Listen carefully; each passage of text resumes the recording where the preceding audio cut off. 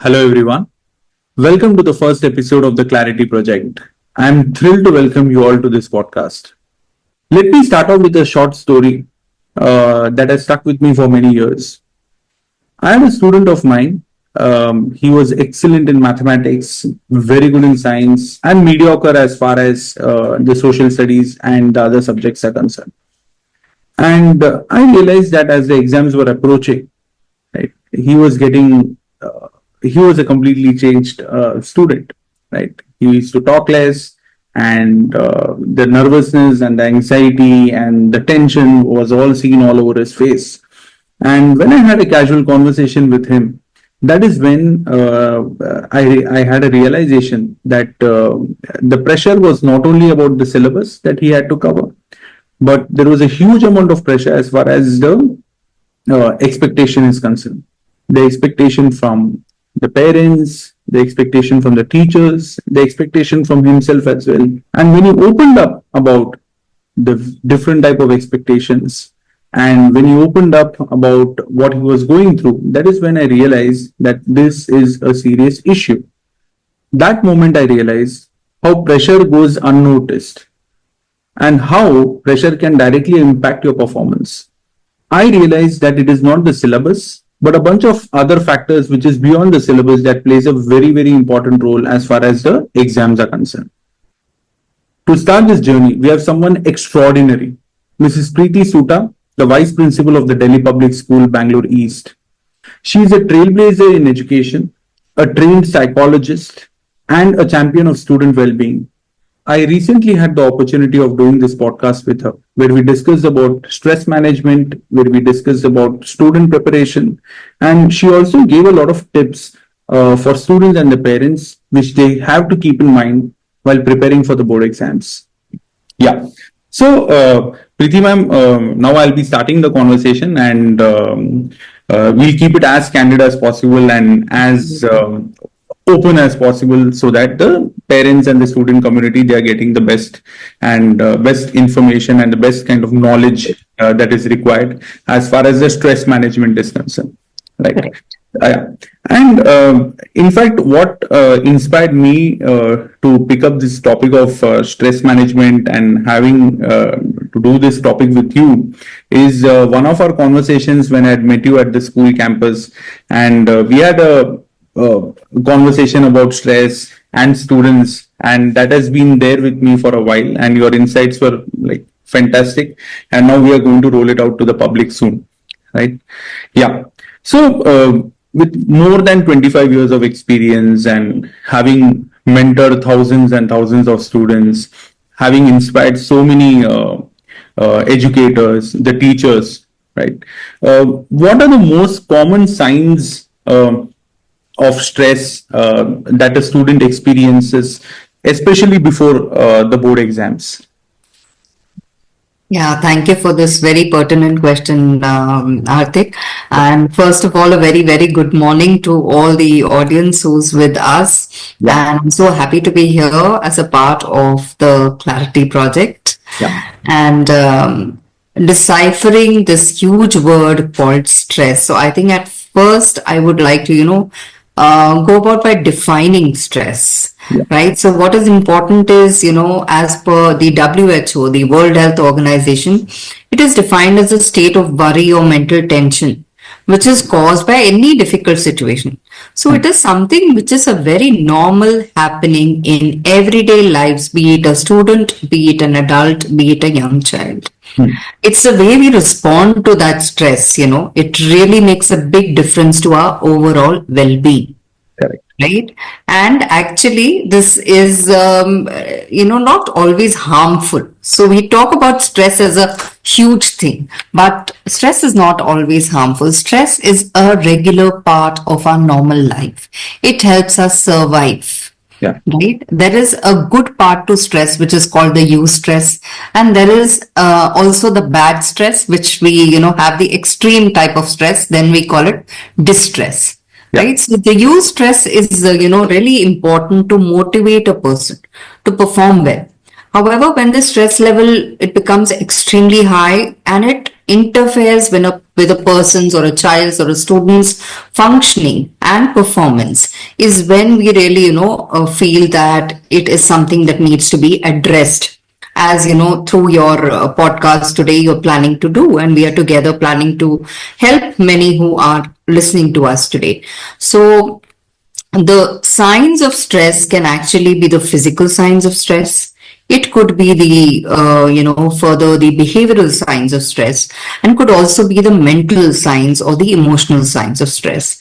What we usually observe in children or even in adults. So basically, you will, as an individual, you will feel your heartbeat is faster, or, you're having cramps in the stomach. Sometimes you describe it as butterflies in the stomach. Sometimes children feel nauseated, they're sweating in the palms just before I'm going in to write an exam. I'm all set, but my palms are sweating. These are things that we ourselves realize as an individual. Then at the same time, there can be dryness in the mouth, or, there can be insomnia, sleepless nights. All those things are common physical aspects. And behavioral aspects will be someone can be fidgeting, someone can be constantly shaking their leg, right? Or an increased amount of, nail biting, grinding of teeth at night. Parents will realize this sometimes when they're sleeping next to their children during exams, they will be grinding their teeth. This is something that is a common observation. So this is another thing the parents need to look out for. And mental and emotional signs could be, of course, difficulty in concentrating, sometimes totally going blank. That happens to many students, right? They get so anxious that they go blank when they see the paper. Many students come back and tell us that.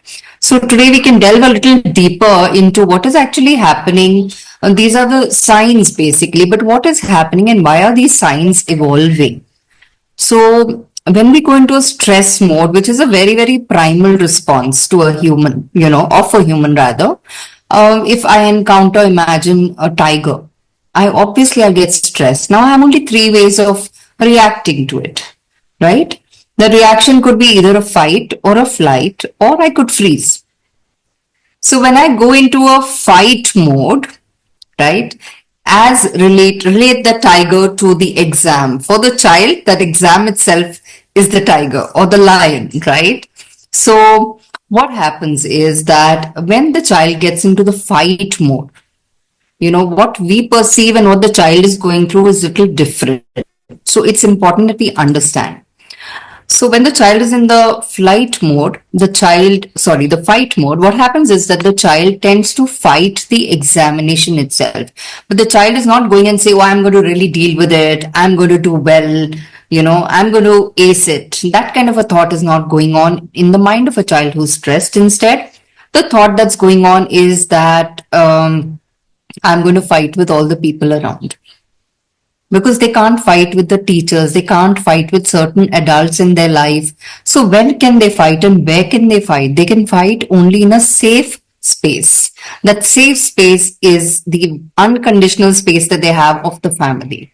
So they tend to fight and be at loggerheads with the parents, with siblings, with close friends. So that is one observation that parents should make, that the child seems to be in a fight mode because of stress. The second aspect is the flight mode, wherein they would want to run away. If it's a tiger, you would want to run away. The exams, they want to run away. They don't want to face it. So instead, they're trying to bide over the time leading up to the exams. And they kind of, we get a feeling that, oh, they are not concerned at all, right? They are busy playing games on the phone. They're busy texting their friends sometimes, and they're doing anything but studying. So in a way, it is running away from the exams. They're unable to face it, right? While the parent is perceiving it as my child is just not serious. They're not sitting down and maybe, trying to decipher it.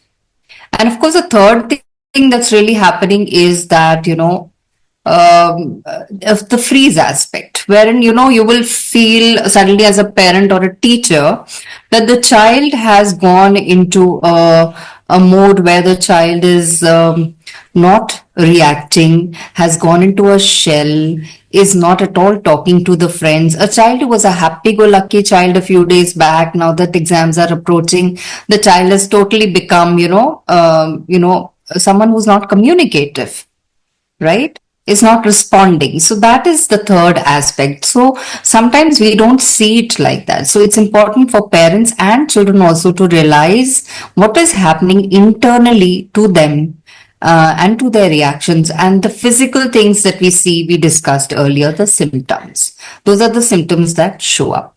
Yeah. So, Very, very beautifully deconstructed, I must say. Now, ma'am, when a student is okay, a parent or a student, when they are realizing now after watching this, they will definitely know that whether they are in a fight mode or a yeah. flight mode or a freeze mode, right? Yes. Now, when they realize that they are in a fight mode or a flight mode or a freeze mode, for each of these modes, okay, what action a student or a parent can take to ensure that one, that realization happens, and once the realization happens, what are the next steps that they should take to overcome this? Yeah, yeah, there's some, very effective strategies that can be undertaken once there is a realization. The most important thing is the realization. Recently, I had a student who came to me, and the child has an excellent sports person, but not doing well in the exams. And finally, when I spoke to him for 2 more minutes, an extra, eye to eye contact and speaking to him, the child broke down. And when I spoke to the child, I said, it's perfectly fine. You're breaking down. That's a sign of worry, internal worry, right? And that means that you are worried. And when you're worried means you care about your success, right? So we have to at such times have open channels of communication and guide them to certain, once they have that realization, they are open to suggestions, right? Both parents and children. So it's important that we give them some of the techniques, like there are relaxation techniques that they should be aware of, right? We always talk about mindfulness techniques, but do we really understand them?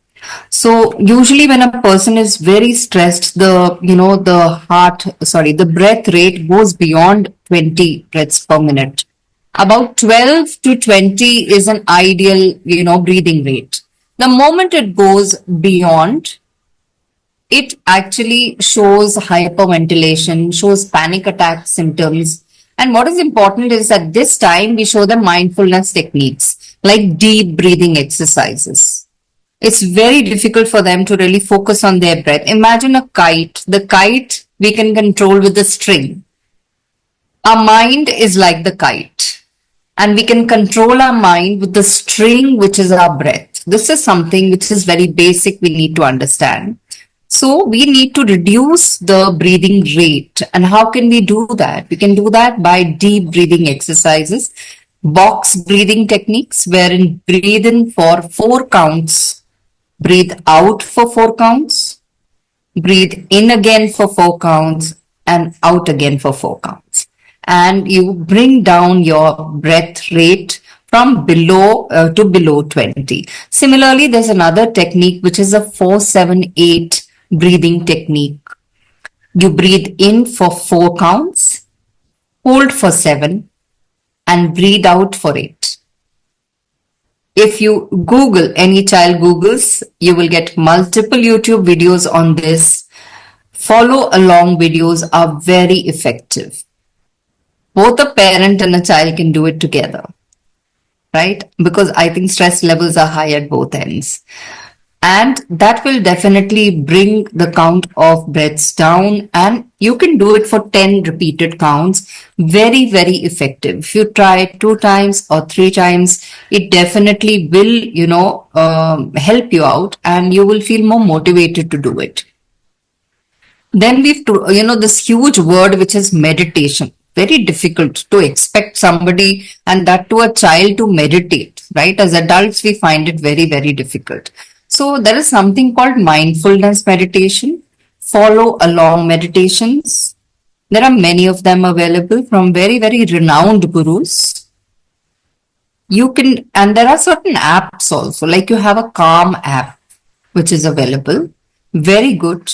So it's basically very normal for your thoughts, as you try to meditate or stay quiet, very normal for your thoughts to come and go. You don't need to stop your thoughts. That is the basic idea of meditation. You need to try and bring your focus back on your breath. So that is the only thing. So we are training the brain. Luckily, our brain can be trained, and we are training, it's like a muscle. So the more you do it, the more, adept you become at doing that. So a Calm app is available. There are a lot of Deepak Chopra meditations available on anxiety, which are very, very good. And he's a very known figure in that aspect. And these are guided meditations for just 5 minutes. And if a child is able to follow along, definitely it brings in a lot of clarity of mind, clarity, and also a lot of relaxation. The focus becomes clearer. Usually, the mind, if you see muddy water, the mind is like muddy water. So at that time, we are unable to, accept information or any new learning. We get stressed very easily. So the moment we sit quietly for 10 minutes and follow along meditations, if we do, definitely the mind, the chatter settles down. And then one can understand better, one can recognize better, one can recall better, right? And otherwise, apart from this, taking short walks is very essential. It reduces stress. It's proven through research. And also taking bare feet walk, maybe in a garden, a green patch, connecting to the earth, grounding. These are some of the techniques that are definitely, very, very helpful in balancing out a stressful mind. And one more small thing, workouts. We have these young children these days, they're happy to go to the gym. We should allow that. It should continue, right? Because the circulation improves. It's very, very important. And creating with your own hand when you take a break sometimes. Create something, cook something, put together a sandwich for yourself, right?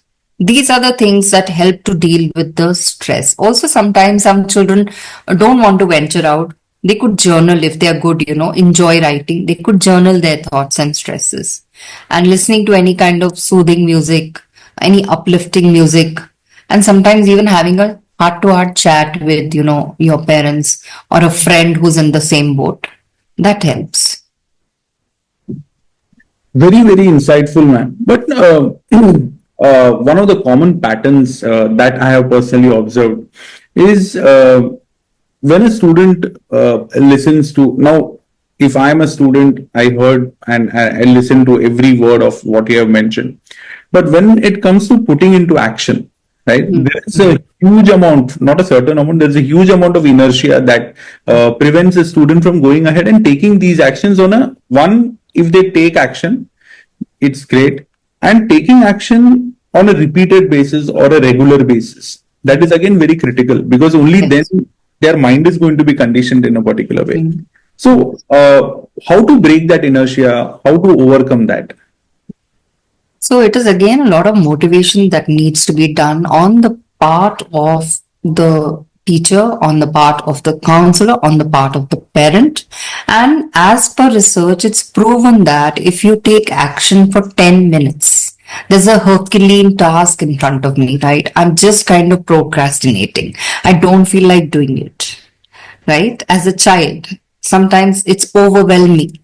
So what do? I have to convince my student or my child to sit with that task with focused attention of 10 minutes.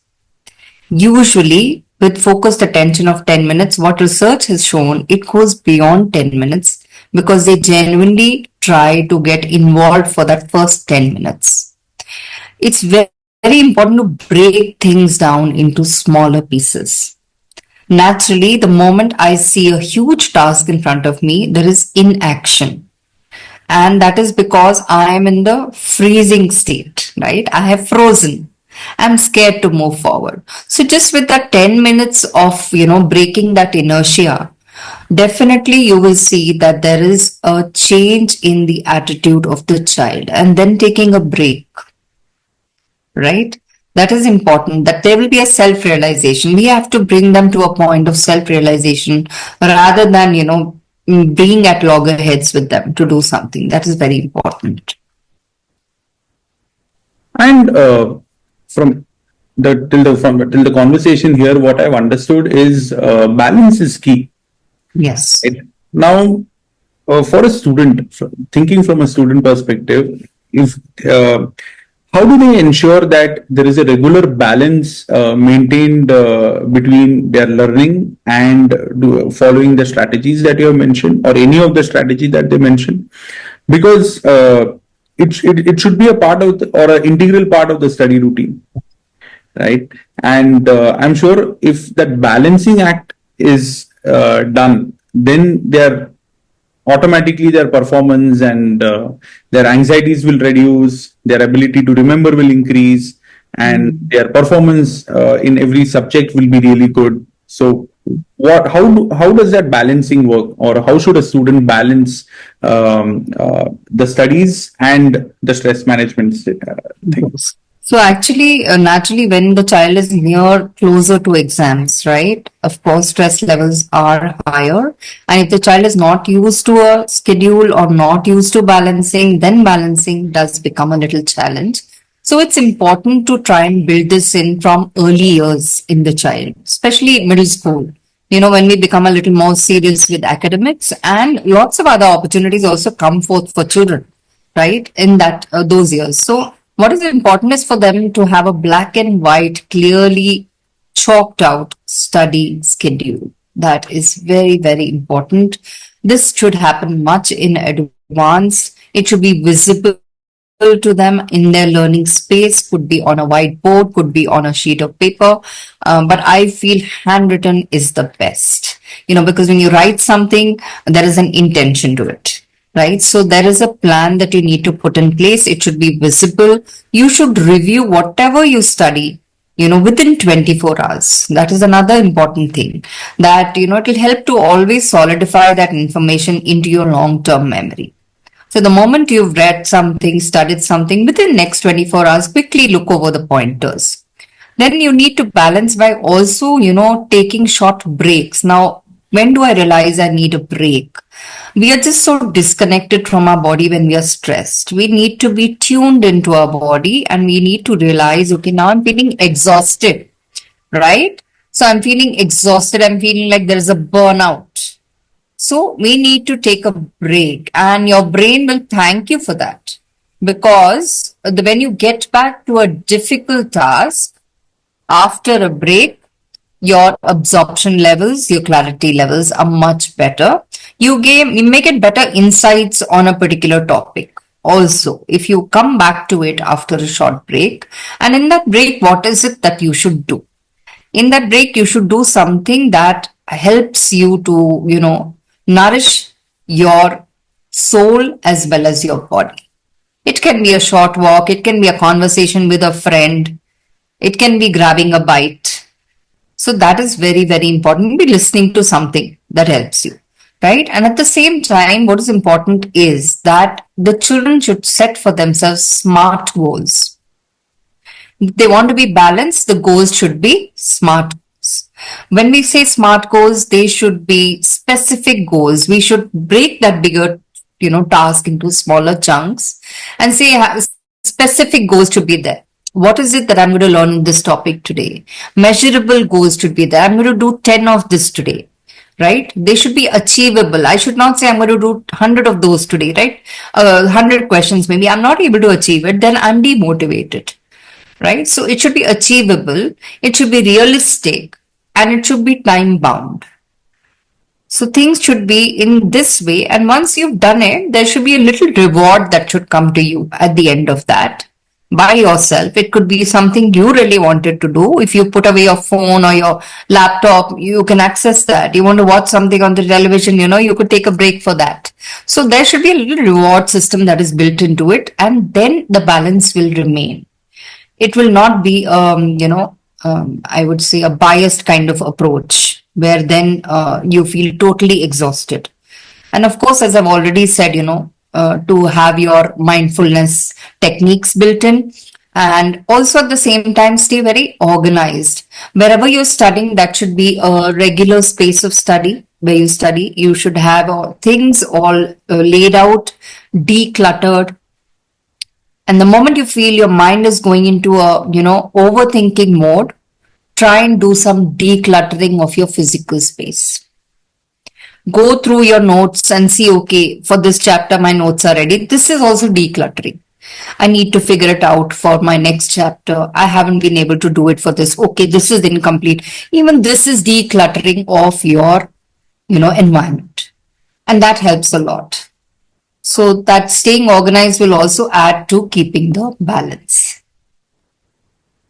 That was wonderful. In fact, I was just thinking, going back to my board exam days, and the days when I have undergone the anxieties and the fear, and I've realized that fear is inversely proportional to memory. Like, Yes.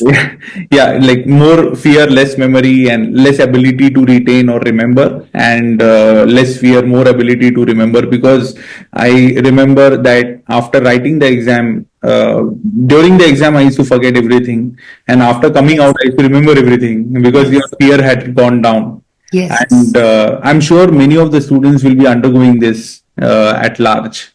But these strategies are really, really going to be very helpful. Now, shifting the gear to the parents, who play a very, very crucial role as far as the exam preparations are concerned. Right. In your experience, what are the common mistakes you have seen parents make when they are supporting their children for the board exams? Yeah. Right. So basically, parents obviously they have the best at heart actually for their children, but the way they conduct themselves sometimes, it doesn't really help the child. So many times we feel, parents are very, very overachievers, some of them, right? They may be really overachievers. And sometimes, even though they may not have said, the child has already internalized that their expectation of the parent is that they need to reach that particular level of success as their parents. So sometimes that is there. Then there are many times when the parents are comparing the child. They're comparing siblings. They're comparing a child to another cousin in the family. Or it could be, child is getting compared to a friend or a neighbor, right? And sometimes they make it like a prestige issue. So that is something that they need to, be careful about. Every child has their own special, unique qualities and abilities, right? We need to try and help the child identify those, focus on those, and respect those. That is important for the parents. So, the common things really what they do is, they add to the pressure. Sometimes they also try to, their entire stress is getting focused on the child. They're spilling it over to the child. Their body language itself is enough to do that. They themselves, I think, need to remain calm. They are being overly critical, as you already said, right? They're adding to excessive pressure. Expectations are very high. And sometimes, they are getting very angry with the child. Suppose the child is not performing well. So instead of, bringing it to a point of conversation, they are rather getting very, very, emotionally, they're neglecting the child, I would say. So that is important that they should try and listen to the concerns of the child and not let the child be, and as I said, they are sometimes not encouraging self-care also. If a child wants to go out to play, I would say that even during exam days, it's very important the child goes out for a game of, a tennis or a basketball or whatever, swimming also, whatever they are interested in. And that routine should continue because definitely it helps the child feel better and gives the child a break. And rather than the child sitting in front of a television and taking a break, I think there's a better break if a child does a physical activity, there's better blood circulation that's happening. And later the child will be more alert and there will be better retention. And sometimes, they are also overstepping their boundaries. I would say some little space should be given to the children. We need to learn how to trust the child.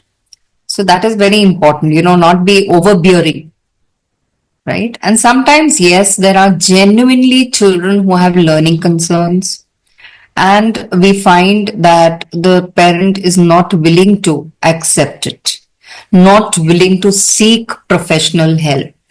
There's still a taboo to that. We've had parents who have not, allowed their maybe, child who's had a learning condition which was very severe to go through as a normal child through 12 boards also, grade 12 boards also. While if we detect something early, we have so many, kind of provisions that the CBSE provides that we can handhold the child through that condition. But we see that parents are somehow, totally blocked towards those. So those are a few, common mistakes that parents tend to do. Uh, Very well narrated, ma'am. And it's very important for many of the parents to watch this and get a better understanding, because this is going to really help them. And what are the specific tips you would like to give to a parent so that they can implement at home and ensure that the children, they feel calm, they are more confident, and the children, they feel supported as well? What are the few tips you would like to share? So I would like to definitely tell the parents to try and keep communicating with the children. Try and keep the lines of communication open. Try and not be judgmental, that they pounce on everything that the child says. Sometimes familiarity, as we say, it breeds contempt. That happens in case of parent and child also. Sometimes as parents only, we don't allow them to turn over a new leaf. So learn to trust your child. Learn to listen actively to what the child is saying. Don't try and complete their sentences for them. Try and listen, very attentively, and be keeping your body language very positive. Don't give unsolicited advice to your children all the time because you think you are older and you've been through this.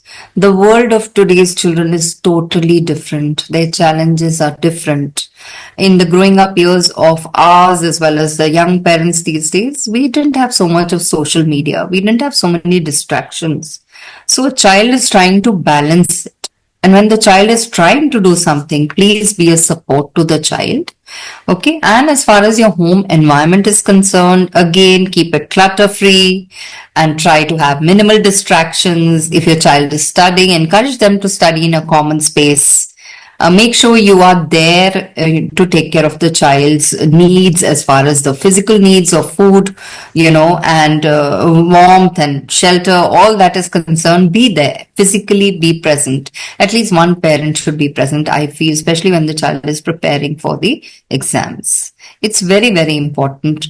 And sometimes we've had children who I call latchkey children. They have a key around their neck because they're too young and they're going home and they're opening doors and, they are managing their lives. They're very, very good and they're managing, but sometimes they may oversleep their children. They need to come in time for an exam. We've seen these over the years, these things happening. The parent will go away on some kind of a pilgrimage and the child is sitting alone at home and there's a cook to take care of the child. Okay. So all those things don't help children. Please be physically present, be connected, talk to your children, be non-judgmental, listen to what they have to say, listen to their worries. Okay, and only then we will be able to find a solution for them and encourage a positive self-talk. That is very important. If your child is totally, don't always, badger your child down or allow the child also to talk negatively about themselves. Always turn it into a positive conversation, right? That is important. And support their self-care routine. Manage your own anxiety and stress so that you're not passing it on to the child. If you're having any kind of concerns in your family environment, this is not the time to bring it out. Rather let the child be peaceful. Exams are there for a short duration. We can tide over that and then we can look at the other aspects, right? So it's important that parents also, manage their own expectations and make it more realistic. Because see, they know their child the best from the moment the child is born. A child may not be someone who's very, very logically adept. The child may be gifted in language. Allow the child to pursue that.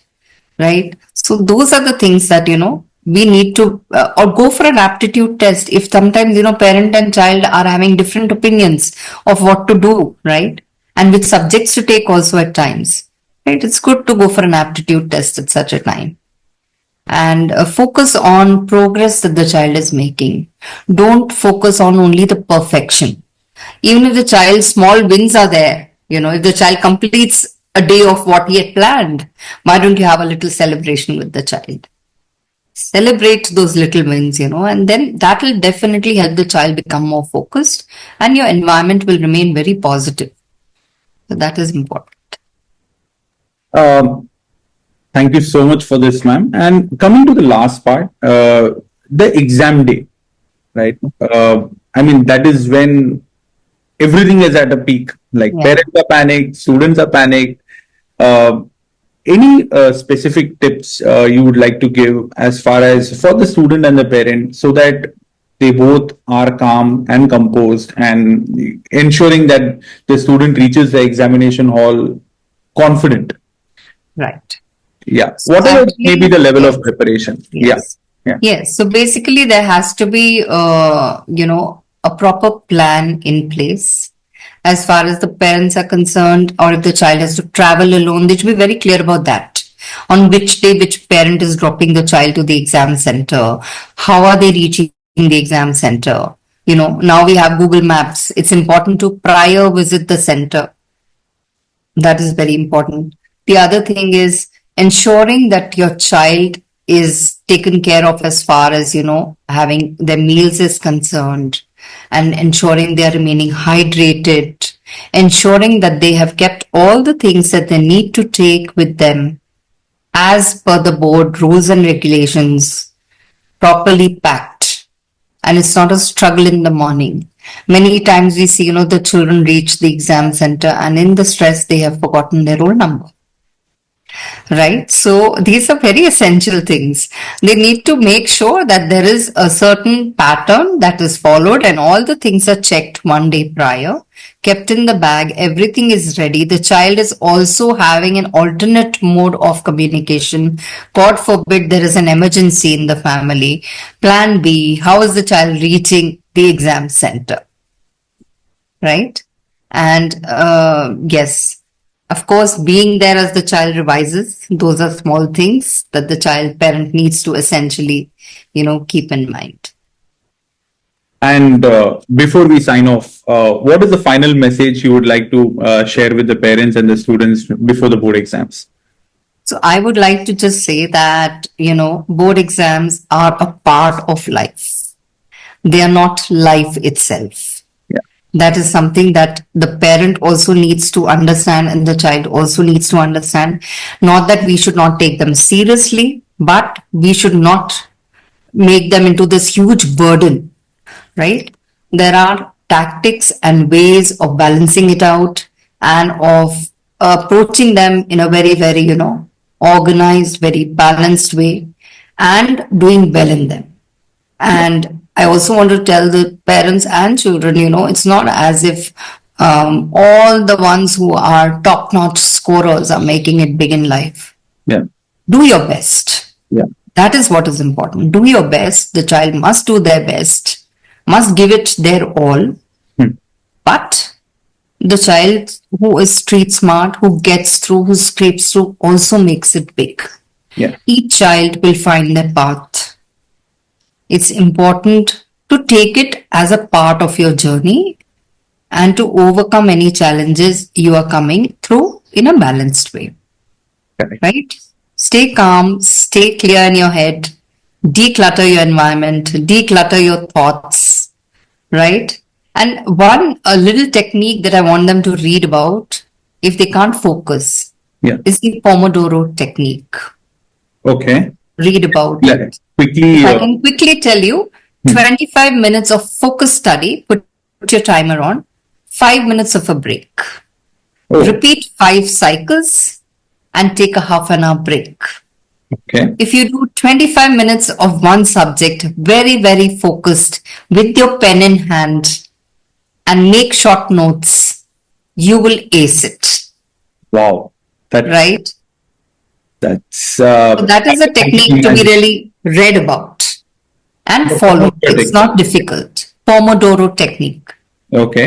right? So it is as simple as pick up any task or pick up any subject with a pen in hand, and spend 25 minutes and take a 5-minute break. Oh, Yes. Because naturally, when we are sitting, parents feel 3 hours my child is studied, still constantly my child is studying, still my child is not doing well. yeah. But if you ask the child, or if you ask me as an adult, if I'm sitting 3 hours, my mind focuses on 10 other things. Yes. So 25 minutes of focused effort and 5 minutes of a break. And repeated cycles of that. This is the Pomodoro technique. And it definitely helps. It's helped many students. That was a fantastic suggestion and a technique, I would say. In fact, I could quickly visualize the kind of impact it will have. It's like taking short sprints, take a break, short sprints, take a break, and it does work. Yes. So it's like rather than running 10 kilometer at a stretch, I'm running a kilometer, taking a break, and running a kilometer, taking a break. It will help me reach 10 kilometers in a much more relaxed way, and I will reach the 10 kilometers. Yeah. Definitely. Yeah. Thank you so much. It was a pleasure, and look forward to have more such interactions on different topics, and most likely in a physical setup very soon. Right. Thank you so much, Preeti ma'am. Yeah, Thank you for having me yeah. and all the very best to you. Thank you so much. Hello, everyone. I hope you all got to learn and understand a lot of things with respect to the stress management. And I must say, when I was doing the edits, I realized that students, they need not just the guidance, but what they need from the teachers, from the parents is reassurance. To all the students, just remember that your journey is unique. And to all the parents, your support, your understanding, and your belief is going to make all the difference. If this conversation with Preeti ma'am resonated with you, do share this link with someone whom you believe could benefit from this. Don't forget to subscribe for more thought provoking discussions. Next time, we'll be diving deeper into the exam preparation strategies. In fact, we have decided to keep it as a subject wise exam preparation strategy. Take care, and I'll see you in the next episode of the Clarity Project. Goodbye.